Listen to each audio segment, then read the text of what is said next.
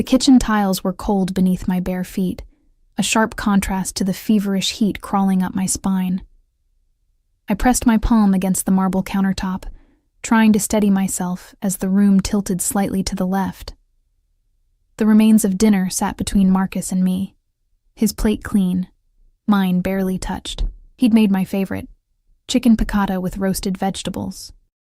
The lemon butter sauce had tasted slightly off, bitter almost, but I'd attributed it to my pregnancy cravings warping my taste buds. "You look pale, Claire," Marcus said, his voice carrying that familiar note of concern that had once made me feel cherished. Now, 6 months pregnant and exhausted from working double shifts at Russo's, the upscale Italian restaurant downtown, I couldn't tell genuine worry from condescension anymore. I swallowed hard, my throat feeling thick, just tired. "The baby's been kicking all day," he stood, walking around the small dining table of our modest apartment. His footsteps were measured, deliberate. When he reached me, his hand settled on my shoulder, fingers pressing just a little too firmly. The scent of his cologne, something cheap and cloying, mixed with the lingering aroma of lemon and butter, making my stomach churn. "Claire." His voice dropped lower. "I need to tell you something." The fluorescent light above us flickered, casting strange shadows across his face.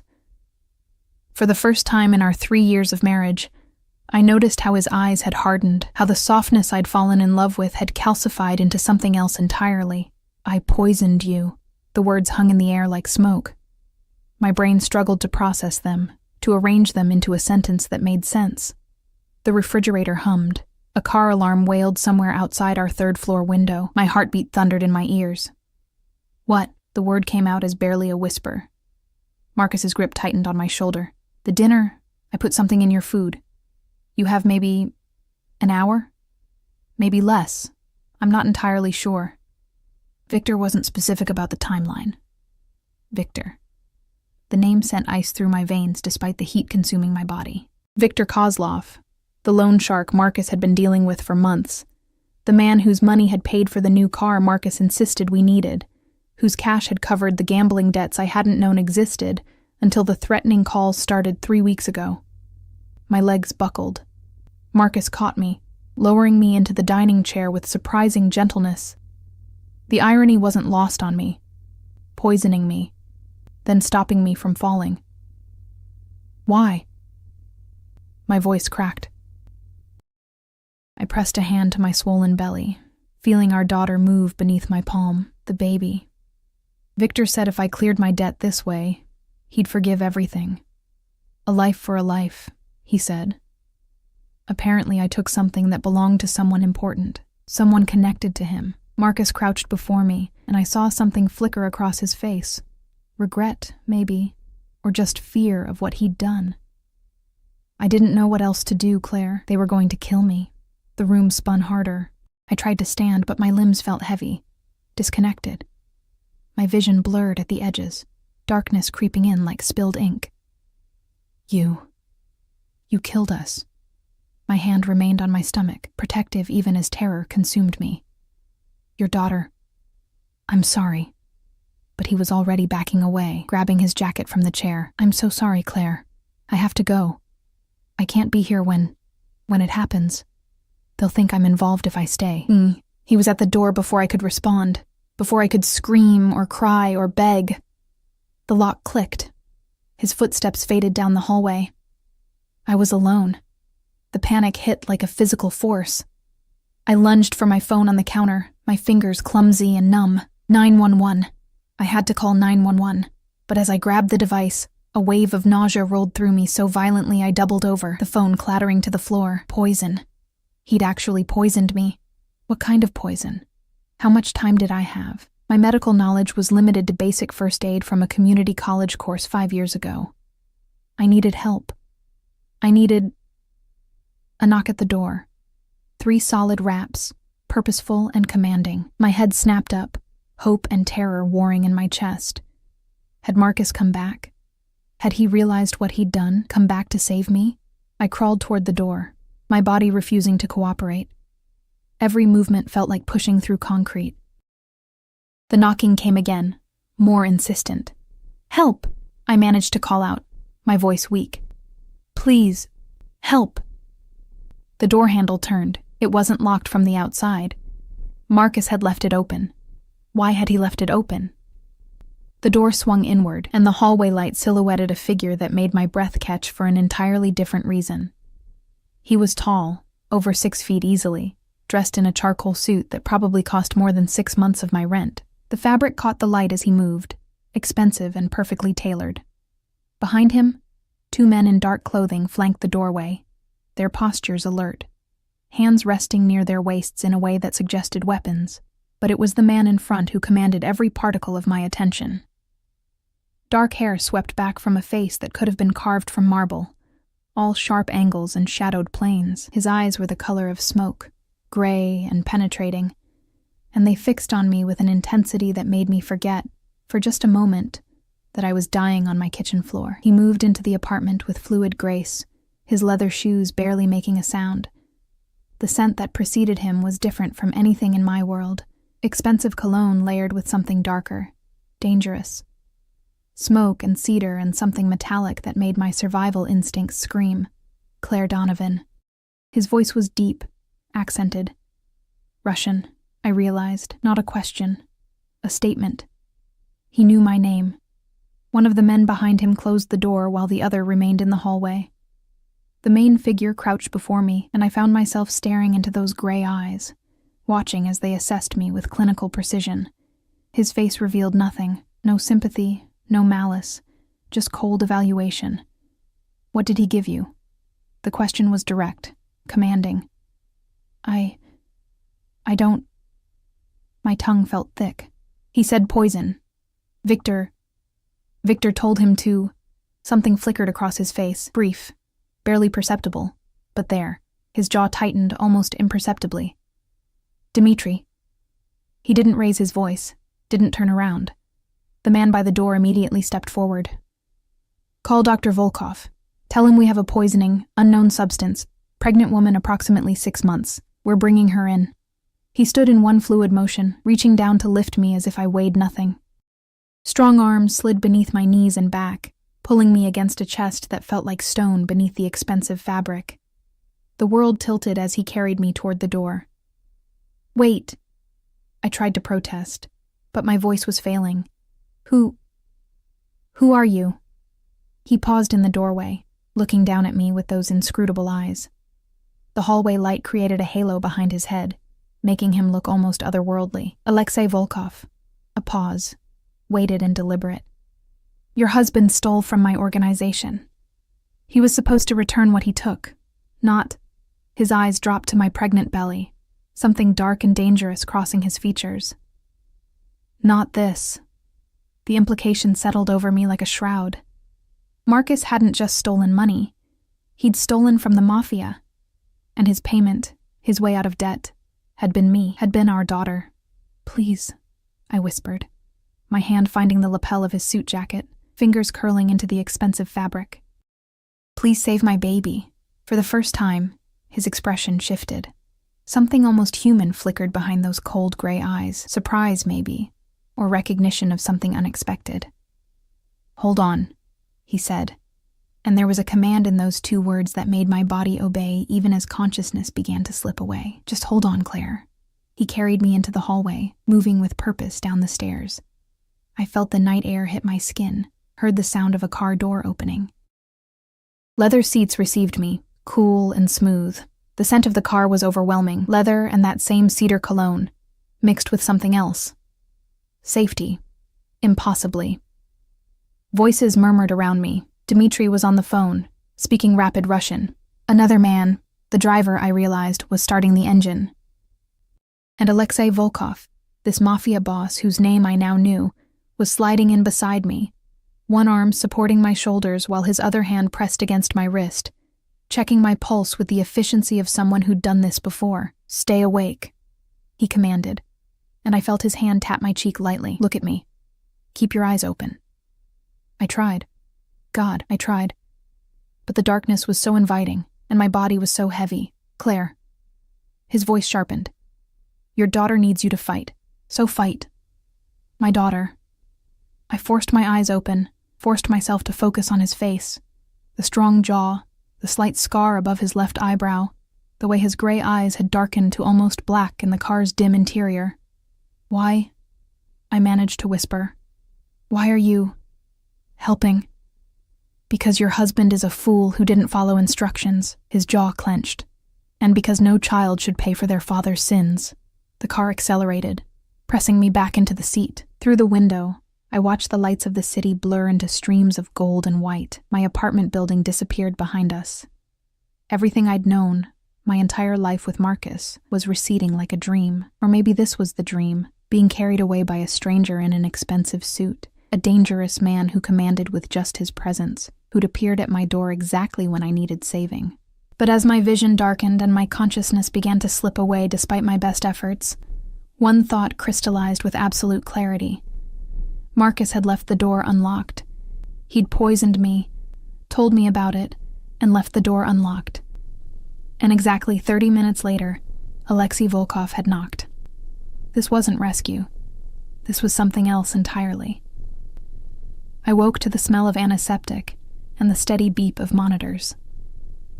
My hand immediately went to my stomach, panic flooding through me before I even opened my eyes. The bump was still there, and beneath my palm, I felt movement, a small kick, then another. Relief crashed over me so powerfully that tears leaked from the corners of my closed eyes. "She's awake." The voice was unfamiliar, female, with the same Russian accent I'd heard in the car.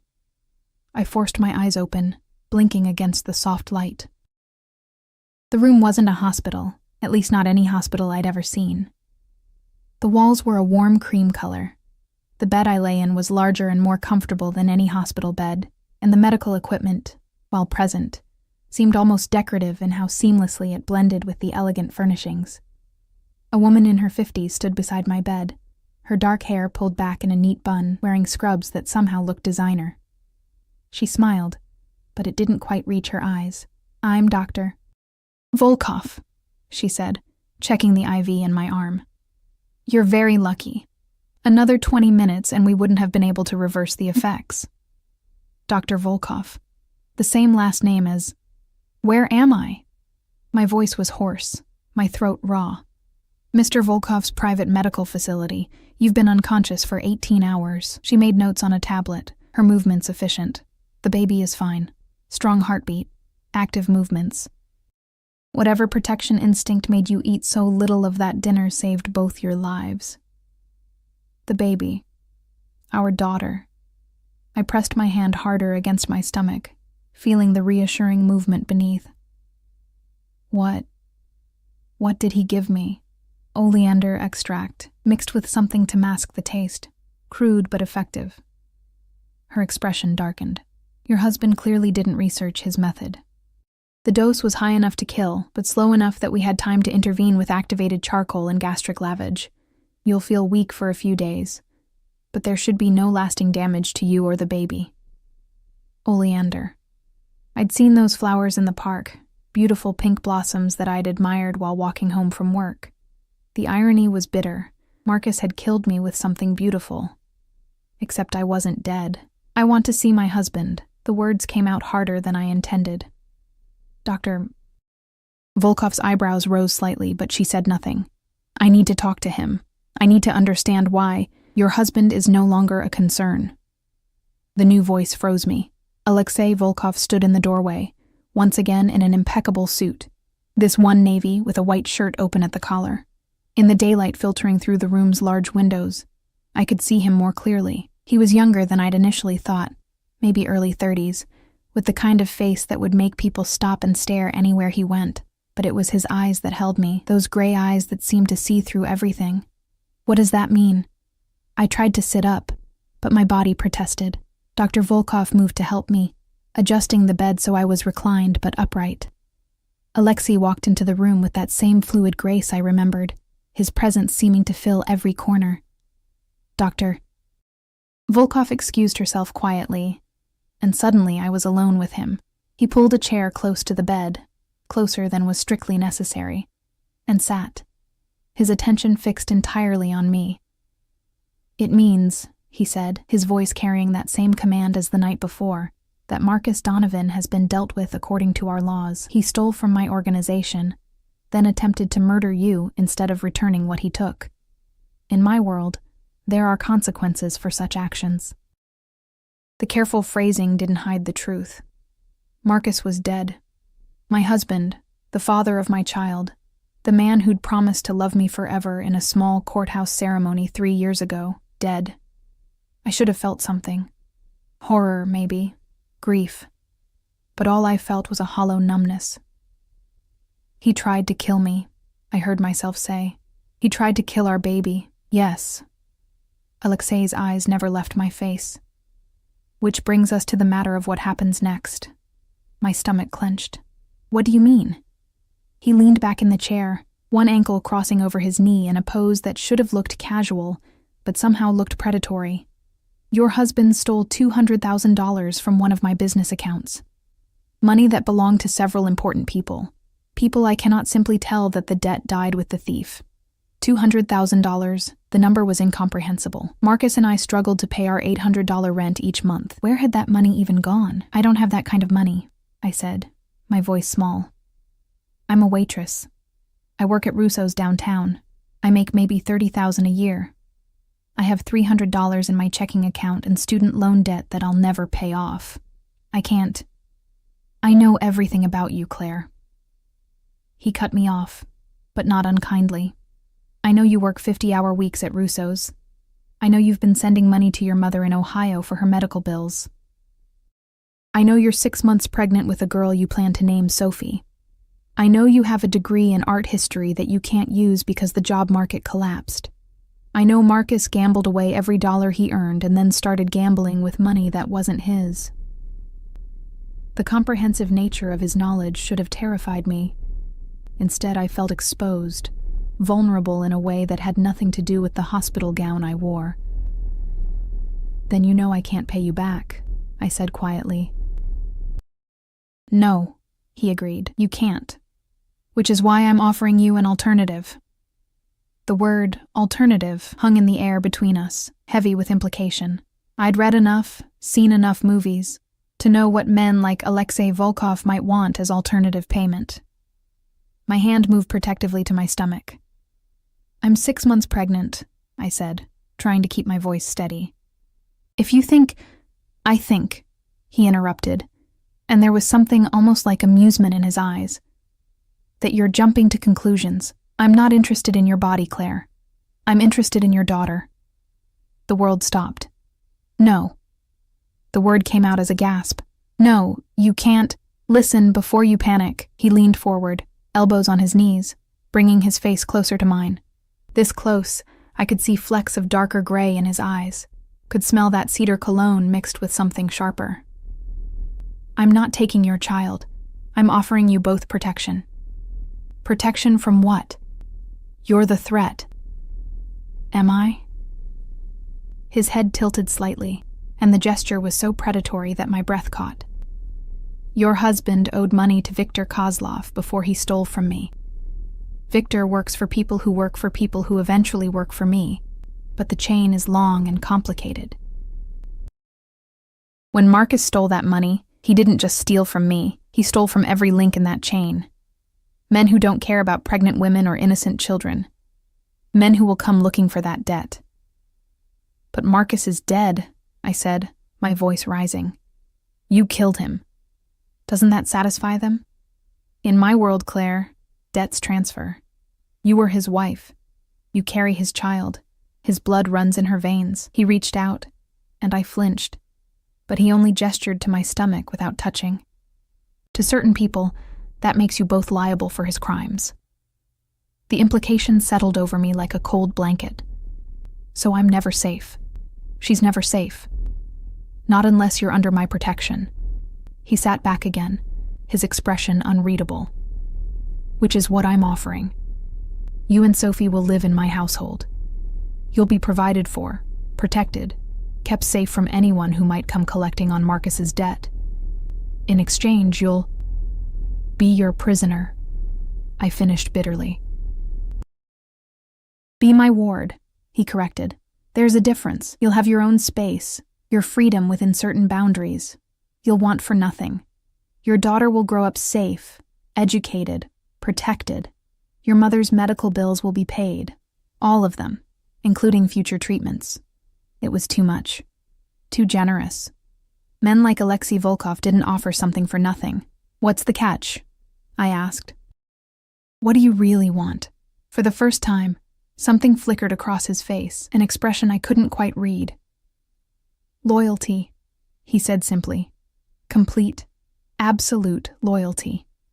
You'll belong to my household, which means you follow my rules, accept my protection, and never betray my trust. You'll tell no one about my business, speak to no authorities, make no attempt to leave without permission. So I am a prisoner. You're alive, he countered. Which is more than you would be in 24 hours if I put you back in that apartment. Victor's people are already watching your building. They know Marcus is dead. They know you survived. How long do you think you'd last? He was right, and I hated that he was right. I had no money, no protection, no way to defend myself or my unborn daughter against the kind of people who poisoned pregnant women to settle debts. I need to think, I said. But even as I said it, I knew there was nothing to think about. There was only one choice, and he knew it as well as I did. Of course. He stood, smoothing his suit jacket. You have until tomorrow morning. Dr. Volkov says you'll be strong enough to move by then. You can either come with me to safety, or I'll have Dmitri drive you back to your apartment and wish you the best of luck. He walked to the door, then paused, looking back at me over his shoulder. For what it's worth, Claire, I meant what I said last night. No child should pay for their father's sins. That includes Sophie.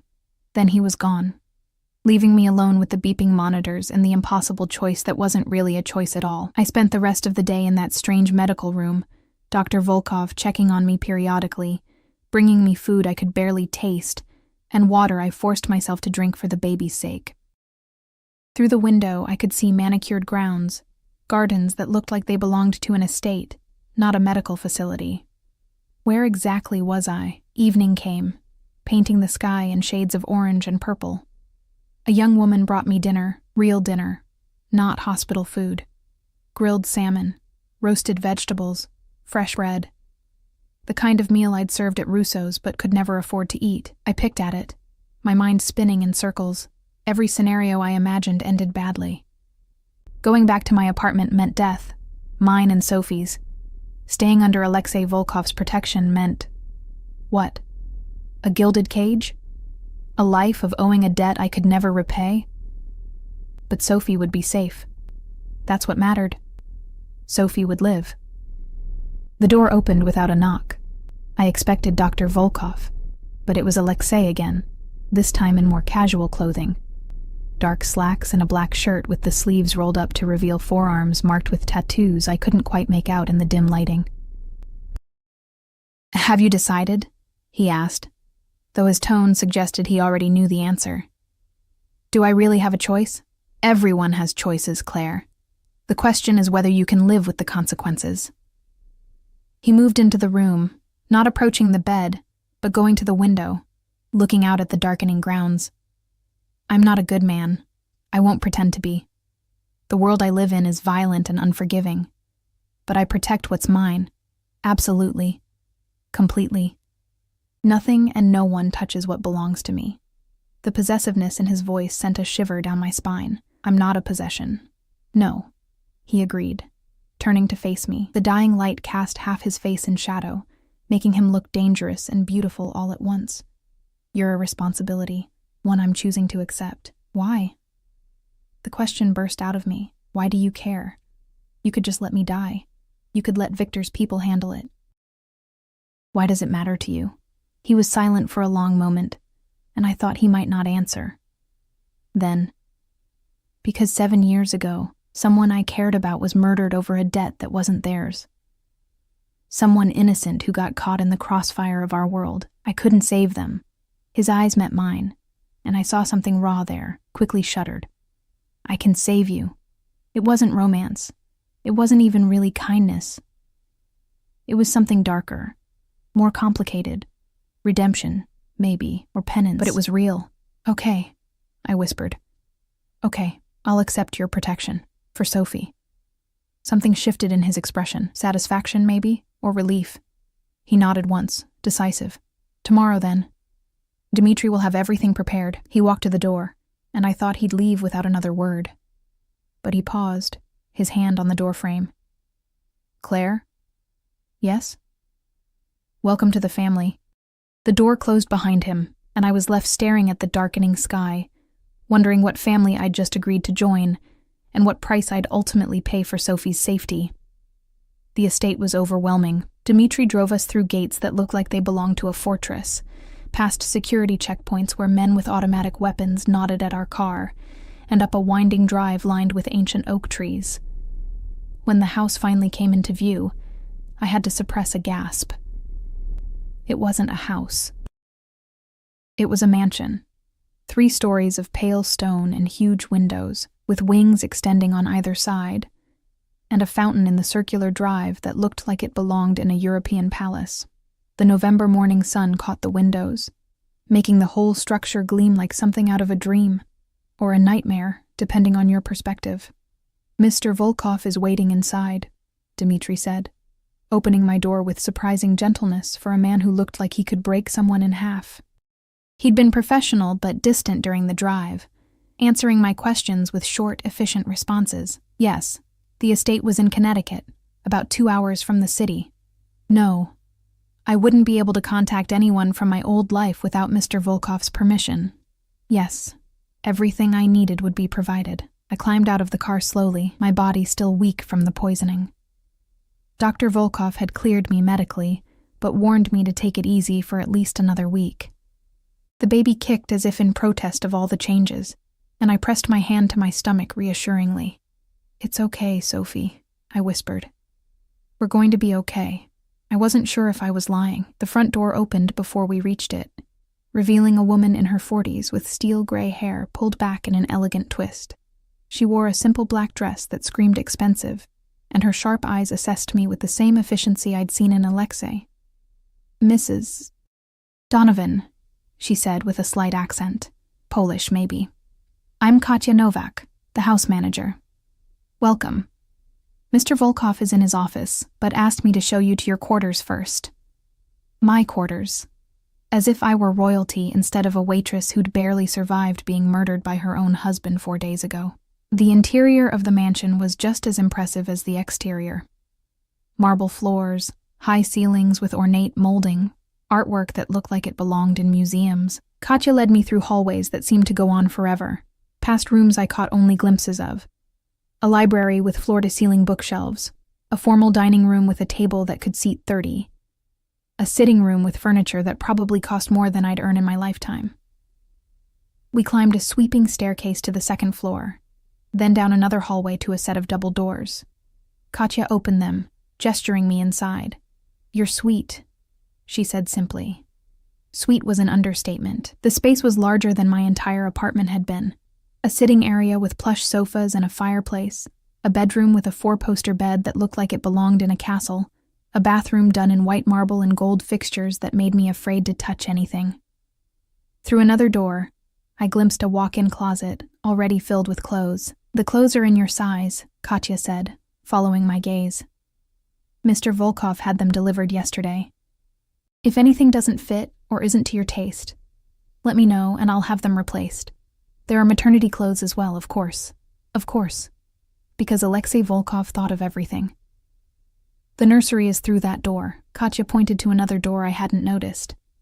Mr. Volkov had it prepared when he learned you were keeping the baby. If you'd like any changes made, you need only ask. I walked to the door on numb legs and pushed it open. The nursery was perfect. Soft yellow walls, a white crib with delicate bedding, a rocking chair positioned near the window overlooking the gardens, shelves already stocked with books and stuffed animals, a changing table, a dresser, everything a baby could need. It was everything I'd dreamed of being able to provide for Sophie, everything I'd known I'd never be able to afford on my waitress salary. And it was a cage. Mr. Volkov will see you in his office at 2 o'clock, Katya continued, her voice pulling me back from the nursery. Until then, you're free to rest. Explore the suite or walk the grounds if you feel up to it. Lunch will be brought to your room at noon, unless you prefer to eat in the dining room. Here is fine. I managed to say. Katya nodded and left, closing the doors quietly behind her. I stood in the middle of the sitting room, surrounded by luxury I'd never imagined, feeling more alone than I'd felt lying on my kitchen floor waiting to die. I spent the next few hours exploring the suite, testing the reality of my new prison. The clothes in the closet were indeed my size. Not just my current size, but maternity clothes sized for the next 3 months of my pregnancy. Elegant dresses, comfortable pants, soft sweaters. Everything high quality, everything expensive. The bathroom had toiletries I recognized from department stores I'd window shopped but never entered. The nursery had a sound system with gentle lullabies programmed in. Alexei Volkov had thought of everything, which somehow made it worse. Lunch arrived at noon exactly, brought by a young woman who introduced herself as Maria, one of the kitchen staff. The food was restaurant quality, a delicate soup, a salad with grilled chicken, fresh bread, and fruit that actually tasted like fruit instead of the flavorless produce from my grocery store. At 1:45, I changed into one of the maternity dresses, a deep blue that Katya had laid out on the bed while I'd been exploring. It fit perfectly, falling to just below my knees, and somehow making me look elegant despite my swollen belly and exhausted face. Dmitri knocked at exactly 2 o'clock to escort me downstairs. Alexei's office was in the east wing, through a set of heavy wooden doors that Dmitri opened without knocking. The room beyond was masculine and intimidating. Dark wood paneling, built-in bookshelves, a massive desk that looked like it had been carved from a single piece of mahogany. Windows overlooked the eastern grounds, where I could see men patrolling at regular intervals. Alexei stood at the window, his back to me, dressed in another impeccable suit, this one charcoal gray. He didn't turn when I entered, and Dmitri closed the doors, leaving us alone. "How are you feeling?" he asked, still looking out the window. "Like I'm living in a dream that might be a nightmare," I answered honestly. That made him turn. A slight smile played at his lips, but his eyes remained serious. "At least you're honest. Sit." It wasn't a request. I sat in one of the leather chairs facing his desk. He moved to his own chair, settling into it with that same predatory grace I was coming to associate with him. "We need to establish some ground rules," he said, his hands folding on the desk in front of him. "First, you don't leave the estate without my permission and without security. The men watching the perimeter aren't just for show. They're keeping threats out and you in." I nodded, having expected this. "Second, you speak to no one from your old life. That includes your mother, friends, former co-workers. As far as the world is concerned, Claire Donovan died with her husband. You're under my protection now, which means you're part of my household, subject to my rules."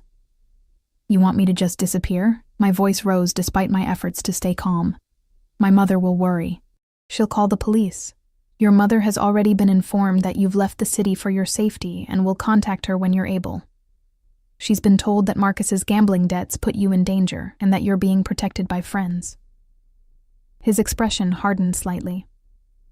"She's also received notification that her medical bills have been paid in full and that she'll receive a monthly stipend for her care. She won't ask questions." The casual way he said it, as if buying my mother's silence was as simple as paying a bill, made my stomach turn. But I also couldn't deny the relief. My mother's cancer treatments had been eating through what little savings she had. At least now she'd be cared for. "Third," Alexei continued, "you'll attend family dinners when I require it. I have business associates, partners, people who need to see that I honor my commitments. You'll be introduced as someone under my protection. You'll dress appropriately, speak when spoken to, and reveal nothing about my business." "I don't know anything about your business," I pointed out, "and you'll keep it that way." His eyes held mine, intense and unyielding. "Fourth, and most important, you don't question my decisions. You don't argue with my security protocols. When I say something is for your safety or Sophie's, you trust that I know better than you do." The autocratic certainty in his voice sparked something rebellious in me. "And if I don't agree? Then you're welcome to leave." He leaned back in his chair, that slight smile returning. "Of course I won't be able to protect you or your daughter from the consequences. Victor's people are still looking. Marcus's other creditors are still looking. The moment you step outside my protection, you become a target again." It was the same impossible choice dressed in different words. Stay and submit, or leave and die. Fine, I said through clenched teeth. Any other rules I should know about? Several, but they can wait. He stood, walking around the desk. Instead of stopping at a professional distance, he came close enough that I had to tilt my head back to look at him. You're angry. That's good. Anger means you're a fighter, and Sophie will need a fighter for a mother. Don't. The word came out sharper than I intended. Don't talk about her like you care. You're not doing this because you're a good person. You said so yourself. You're buying some kind of redemption for someone you couldn't save. We're just a means to an end. Something flickered in his eyes. Surprise, maybe. Or respect.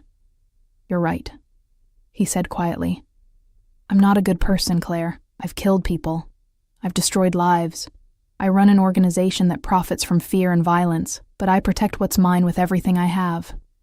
And like it or not, you and Sophie are mine now. The possessiveness in his voice sent a shiver through me that had nothing to do with fear. There was something almost tender in the way he said Sophie's name, something that contradicted everything else about him. I want to see the nursery plans, I said, changing the subject. I want to be involved in the decisions about my daughter's room. Of course. He returned to his desk, pulling out a tablet and bringing up what looked like architectural drawings. The room is already furnished, but if you want changes, they'll be made. I stood and walked around the desk to look at the screen, very aware of how close I had to stand to him to see properly. He smelled like cedar and something darker. Leather, maybe, and the faint scent of gun oil that I was learning to associate with the men who worked for him. The plans were detailed, showing not just the nursery I'd seen, but expansions that could be made as Sophie grew, a playroom, a bedroom suite for when she was older, even a small study. You're planning years ahead, I said softly. I always do. His voice was close to my ear, and I realized he'd shifted slightly, bracketing me against the desk without quite touching me. Sophie will grow up here, Claire. She'll be educated, protected, given every advantage. She'll never want for anything, except freedom, I whispered. Freedom is overrated when you're dead. His hand came up, not touching me but hovering near my shoulder. You'll understand eventually. This world, my world. It's brutal and unforgiving, but inside these walls you're safe. Both of you. I turned to face him, which was a mistake because it brought us even closer together. I could see the fine lines at the corners of his eyes, the slight shadow of stubble along his jaw, the way his pupils dilated slightly as he looked at me. And what about when she grows up? I asked.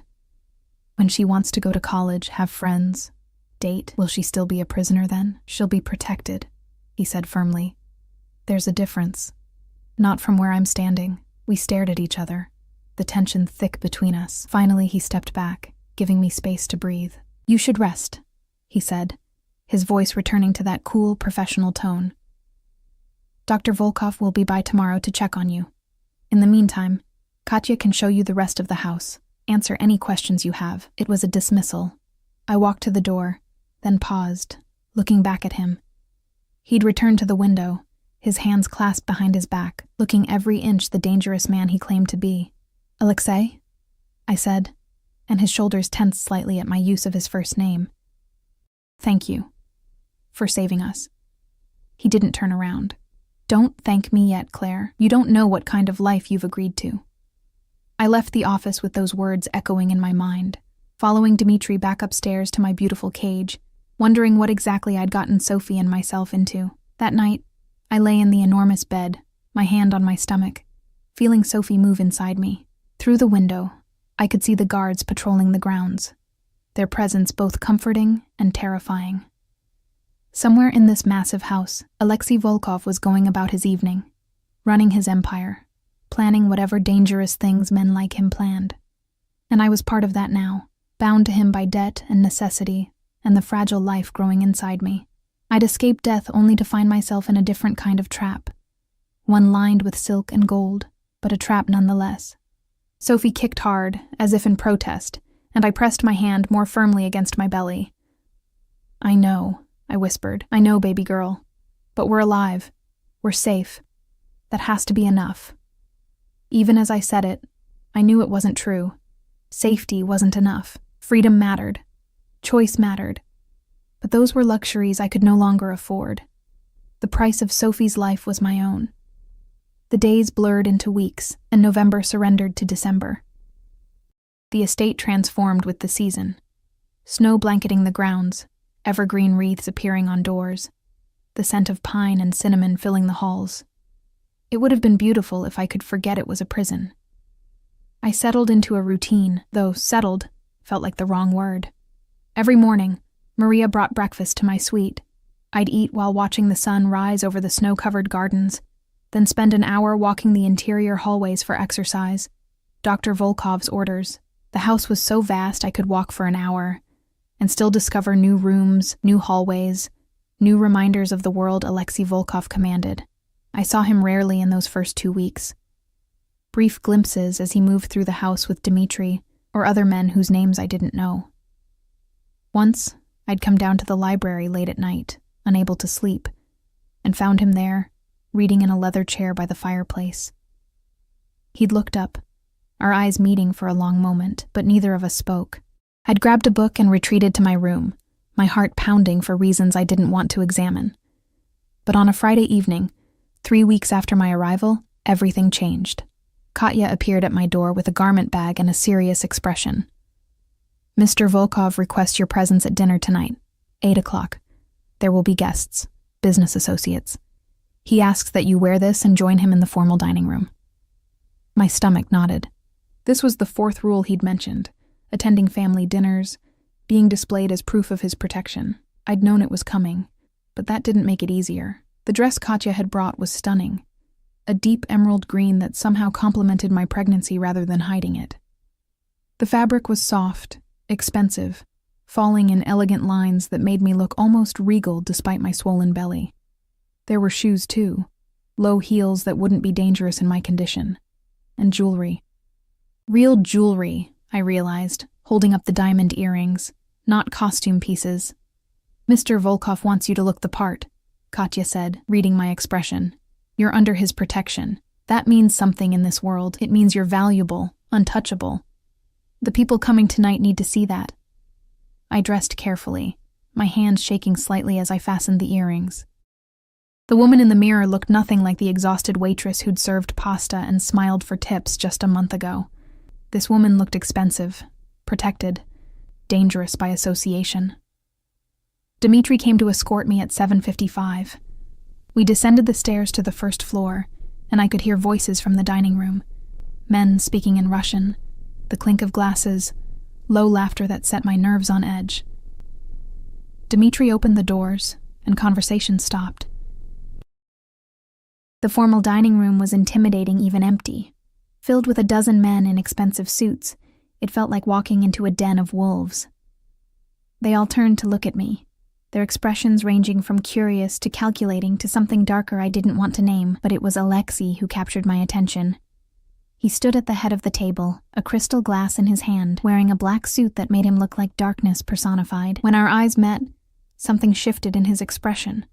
Approval, maybe, or satisfaction. He set down his glass and moved toward me with that predatory grace, and the other men seemed to fade into the background. "Claire." He took my hand, his touch warm and firm. "You look beautiful." It wasn't a compliment. It was a statement of fact, delivered in that commanding tone that made it impossible to argue. He tucked my hand into the crook of his arm, anchoring me to his side as he turned to face the room. "Gentlemen, this is Claire Donovan. She and her daughter are under my personal protection. I trust you'll all treat them with a respect that deserves." The message was clear. Touch them and die. The men nodded, murmuring greetings in accented English. Alexei led me to a seat near his right hand, holding the chair for me with unexpected courtesy, before taking his own seat at the head of the table. Dinner was served immediately, course after course of food I barely tasted. The men spoke primarily in Russian, occasionally switching to English when including me in conversation. They asked polite questions, how I was feeling, when the baby was due, if I needed anything. I gave polite answers, very aware of Alexei's presence beside me, the way his attention never fully left me even when he was speaking to someone else. I was halfway through the main course when I felt it, a hand on my knee beneath the table. I froze, my fork stopping halfway to my mouth. The hand moved higher, fingertips pressing into my thigh with clear intent. I looked up sharply and met the eyes of the man seated to my right, Victor Kozlov.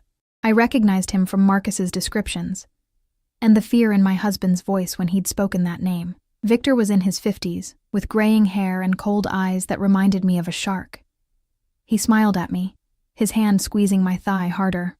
"You're very beautiful," he said in heavily accented English, loud enough that others could hear, but pitched as a compliment. "Marcus was a fool to risk losing you." "Marcus was a fool in many ways," I managed to say, trying to shift away. His hand followed, grip tightening. I looked at Alexei, and what I saw in his face made my breath catch. His expression hadn't changed. He was still listening to the man on his left, still holding his wine glass with casual ease, but his eyes had gone completely black, and there was murder in them. "Victor." Alexei's voice cut through the conversation like a blade. Everyone went silent. "Remove your hand from Claire's leg." "Now." Victor's smile didn't falter, but his hand disappeared immediately. "My apologies, Alexei. I meant no disrespect. I was simply touching something that belongs to me." Alexei set down his wine glass with controlled precision, which suggests you've forgotten the rules of this house. The temperature in the room seemed to drop. The other men exchanged glances, some looking uncomfortable, others almost eager, as if sensing blood in the water. "It was an innocent gesture," Victor said, but there was an edge to his voice now. "The girl is very beautiful. Surely you can't blame a man for noticing." "I can blame a man for acting on it." Alexei stood, and somehow the movement was more threatening than if he'd shouted. "Dmitri, escort Mr. Kozlov to the south parlor. We have matters to discuss." Dmitri appeared from his position near the wall, and two other guards materialized from the shadows. Victor's face had gone pale, but he stood with as much dignity as he could muster. "This is unnecessary, Alexei. I apologize if I overstepped." "You did." Alexei's voice was ice. "And now you'll pay for it. Gentlemen, please continue your dinner. I'll return shortly." He left with Victor and the guards, leaving me sitting at the table with 10 men who now stared at me with a mixture of wariness and newfound respect. The man across from me, younger with kind eyes, offered a slight smile. "You should eat," he said gently in English. "Mr. Volkov wouldn't want you to miss your meal because of Victor's stupidity." But I couldn't eat. My hands were shaking, and Sophie was kicking frantically inside me as if sensing my distress. I pressed my hand to my stomach, trying to calm both of us. The minutes dragged by. The other men resumed their conversation, but it was muted now, careful. Finally, the doors opened and Alexei returned. Alone. He reclaimed his seat beside me, picking up his wine glass as if nothing had happened. But I noticed his knuckles were red, scraped. There was a small speck of blood on his white shirt cuff that he'd missed. "Victor sends his apologies," Alexei said calmly, cutting into his steak. "He's decided to leave early. Business in the city, apparently. No one questioned this. No one asked where Victor had gone, or what had happened in the south parlor. They simply nodded and continued eating." Alexei's hand found mine under the table, his fingers lacing through mine. The gesture was possessive and comforting all at once.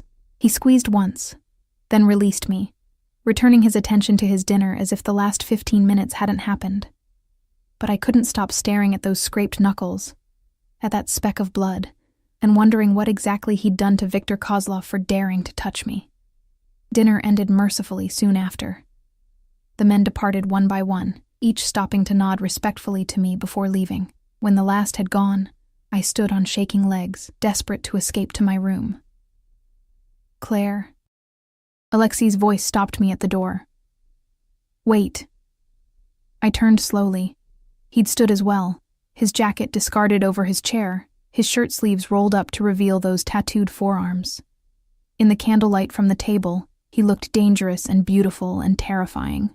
"Come with me," he said, and it wasn't a request. He led me through the house to a room I'd never seen, a study smaller than his office, more intimate. A fire burned in the fireplace, and there was a single leather sofa facing it. He gestured for me to sit, then poured 2 glasses from a crystal decanter. Whiskey for himself, water for me. "You did well tonight," he said, handing me the water before settling into the chair across from me. Better than I expected for your first dinner. What did you do to him? The question burst out before I could stop it. Victor, what did you do?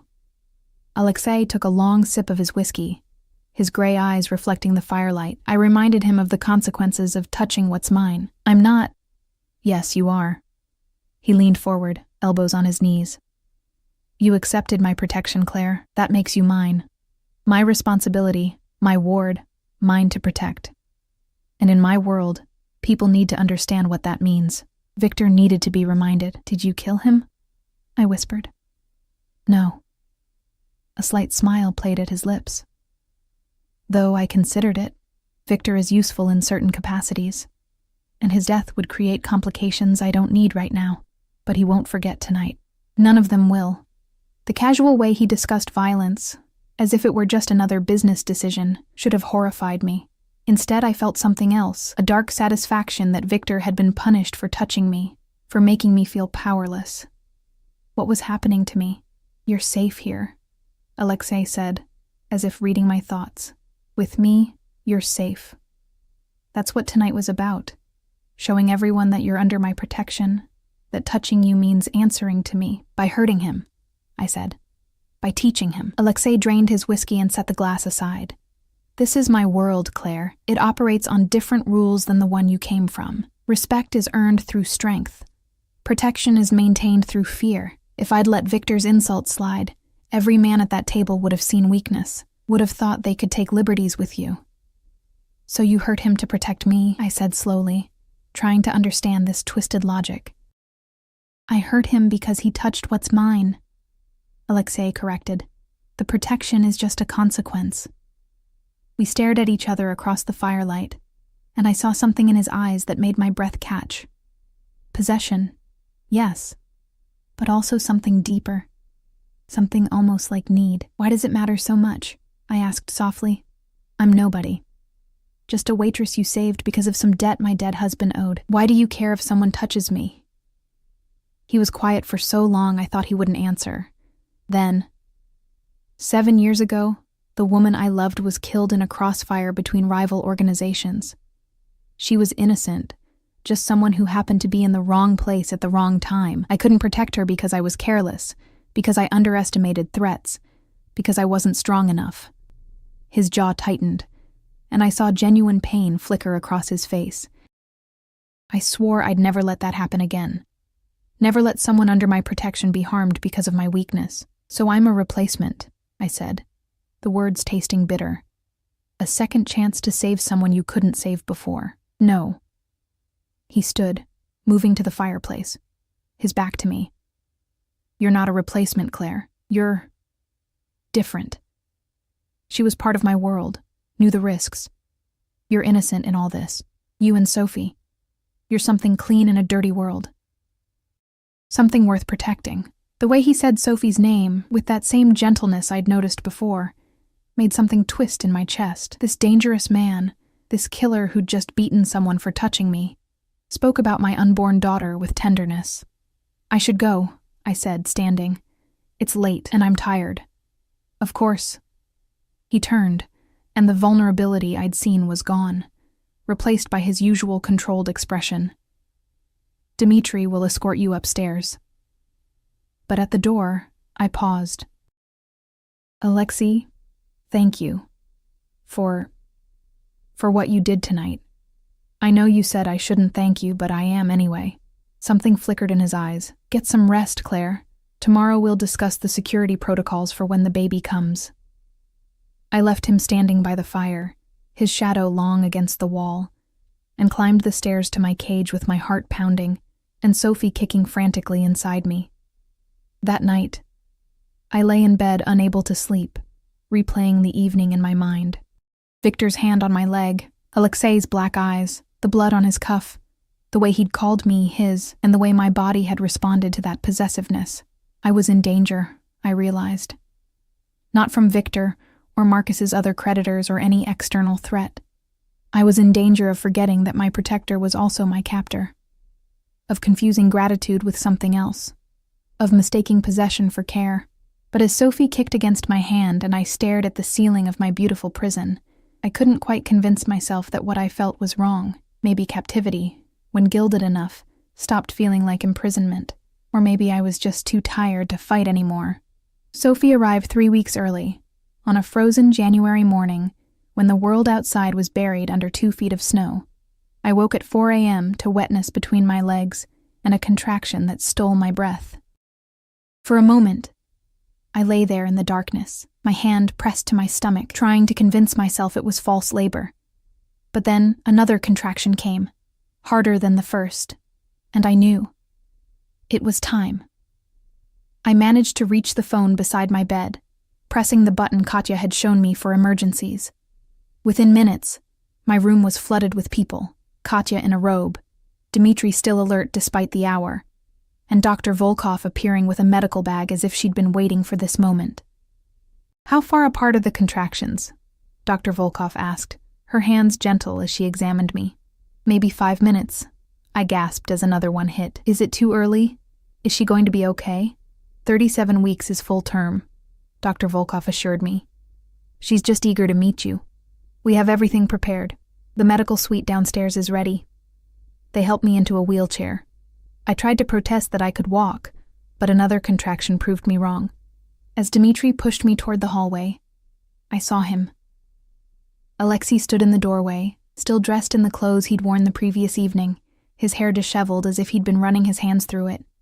His eyes met mine, and I saw something I'd never seen before. Fear. "Is she—" he started. "The baby's coming," Dr. Volkov said calmly. "Everything is proceeding normally. Mr. Volkov, if you'd like to wait in, I'm coming with her." His voice left no room for argument. "Dr." Volkov's eyebrows rose, but she nodded. Alexei fell into step beside the wheelchair, his hand finding mine and holding it with surprising gentleness as we made our way through the house to the medical suite I'd never seen. The room was a fully equipped delivery suite, complete with monitors and equipment that looked like it belonged in a top hospital. Dr. Volkov had 2 nurses with her, both professional, both efficient. They helped me into a gown and onto the bed, hooking me up to monitors that showed Sophie's heartbeat, strong and steady. "You should go," I told Alexei between contractions. "You don't need to be here for this. I'm not leaving." He pulled a chair close to the bed, still holding my hand. "I told you. I protect what's mine. That includes being here for this." The hours that followed were a blur of pain and exhaustion. Labor progressed faster than expected. Dr. Volkov said first babies usually took longer, but Sophie apparently had her own timeline. Alexei stayed through all of it, his hand never leaving mine, his presence somehow anchoring me through the worst moments. At one point, during a particularly brutal contraction, I screamed and squeezed his hand hard enough that I heard bones crack. He didn't flinch, didn't pull away.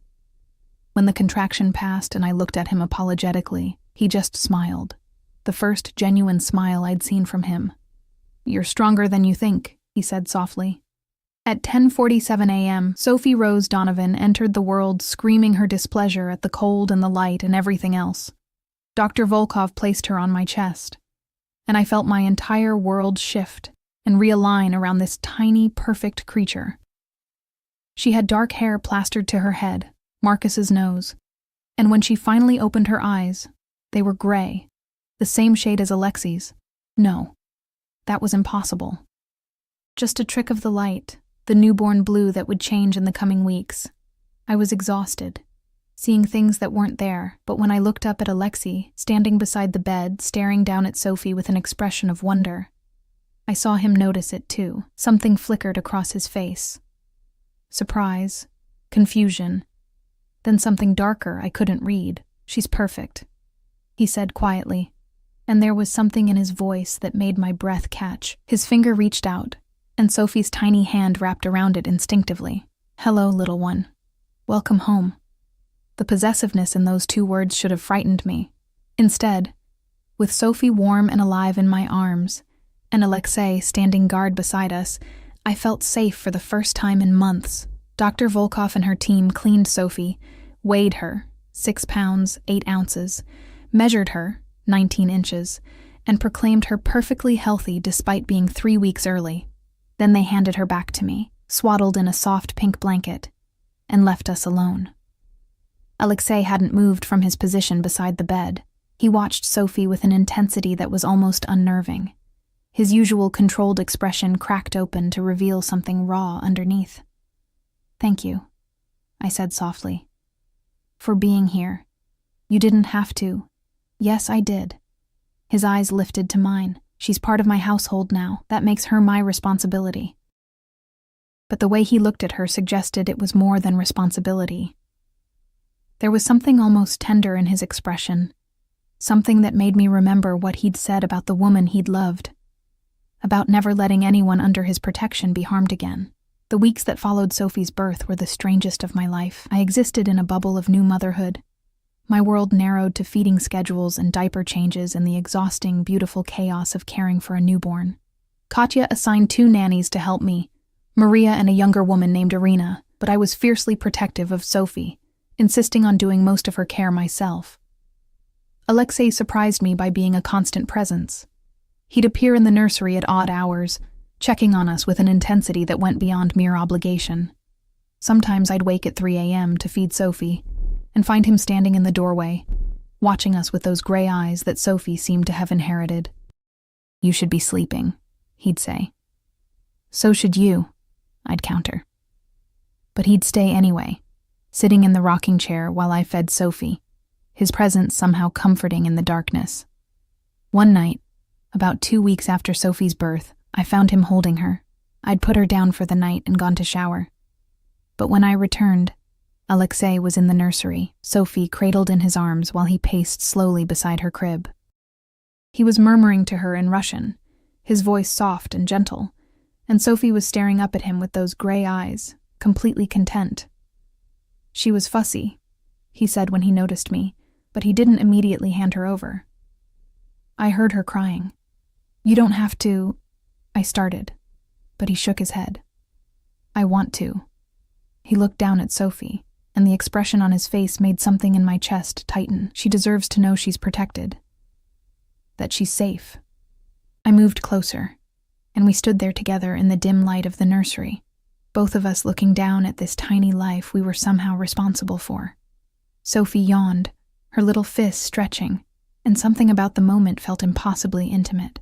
"Alexei," I said softly, "why are you really doing this? All of this? The protection, the care, being here with us. It's more than just clearing a debt or making up for someone you couldn't save. What do you want from us?" He was quiet for a long moment, his eyes still on Sophie. Then, "I want to give her the childhood I never had. Safety, security, the knowledge that she's valued and protected." His jaw tightened. "I grew up in violence, Claire. My father was killed when I was 7. My mother died 2 years later. I learned to survive by becoming harder, colder, more dangerous than anyone else. I built an empire on fear and blood." He finally looked at me, and I saw the vulnerability there, carefully controlled but present. "But with Sophie, I can be different. I can protect instead of destroy. I can build instead of tear down. She doesn't need to know what I am, what I do. She just needs to know she's safe. And me?" I whispered. "Where do I fit in this?" His free hand came up, cupping my face with surprising gentleness. "You're her mother. You're the one who'll teach her kindness and strength and all the things I can't. You're the light in the darkness I've created." His thumb brushed across my cheekbone. "You're essential." The touch sent electricity through me. We were standing so close I could feel the heat of his body, smell that cedar cologne mixed with something uniquely him. Sophie cooed between us, oblivious to the tension crackling in the air. "This is dangerous," I said, but I didn't pull away. "Everything about my life is dangerous." His eyes searched mine. "But you're safe with me, Claire. You and Sophie both. I swear it." "You can't promise that. You said yourself your world is violent. Which is why I'll never let it touch either of you." His hand slid from my face to the back of my neck, his fingers tangling in my hair. "You're mine to protect. Mine to keep safe. Mine." The possessiveness should have frightened me. Instead, I found myself leaning into his touch, into the security he offered, into the dangerous comfort of belonging to someone who would destroy the world to keep me safe. "This is insane," I whispered.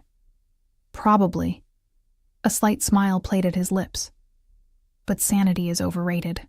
He kissed me then, carefully because of Sophie between us, but with an intensity that stole my breath.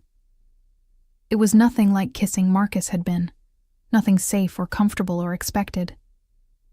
This was fire and danger and the taste of something forbidden. When we broke apart, Sophie was watching us with those two wise gray eyes, and I couldn't help but laugh softly. "I think she approves," Alexei murmured, and the tenderness in his voice as he looked at my daughter made something in my heart crack open. This was wrong. I knew it was wrong. He was a criminal, a killer, the man who'd bought my freedom with violence and fear. But he was also the man who'd saved my life, who held my daughter with reverence, who looked at me like I was something precious instead of just a debt to be paid. "What happens now?" I asked. "Now," he said, carefully placing Sophie back in her crib. "We raise her together. We give her everything she deserves. And we see where this goes. I'm not ready for—" I gestured between us, unable to find the words. "I know." He pulled me close, his arms wrapping around me with surprising gentleness. "We have time, Claire. All the time in the world. I'm not going anywhere, and neither are you."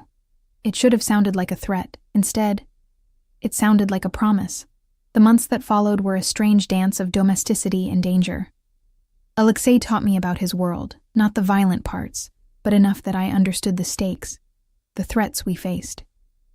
He showed me the security measures in place, introduced me to the men who guarded us, made sure I knew how to protect Sophie if anything ever went wrong, but mostly, we were just a family.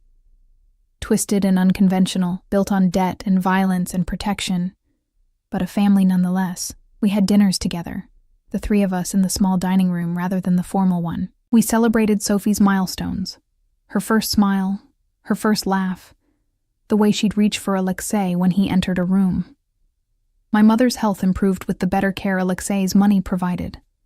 I was allowed carefully monitored phone calls with her, brief conversations where I lied about my new life and pretended everything was normal. She knew I was lying, but she also knew I was safe, and maybe that was enough.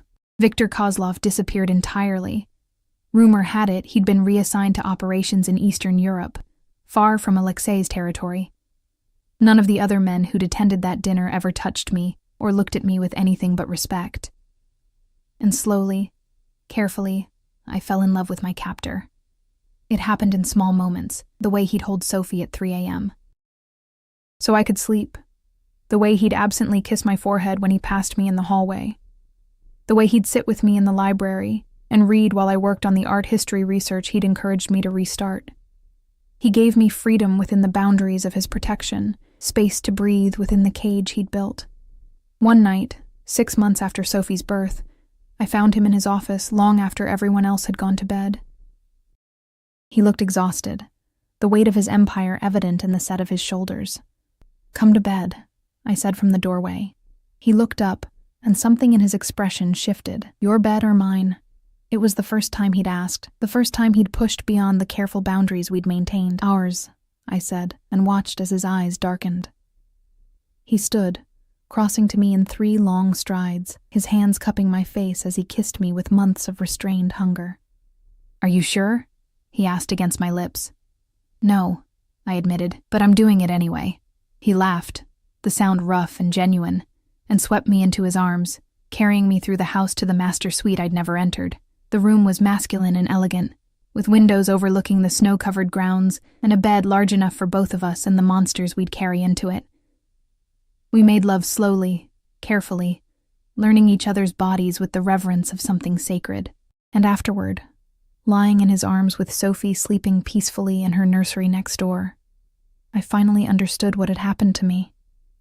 I'd been saved by a monster and learned to love the man beneath the violence. I'd been captured and chose to stay. I'd lost my freedom and gained something more valuable: safety, security, and the terrifying, beautiful knowledge that I was cherished. "I love you," I whispered into the darkness. His arms tightened around me. "I know."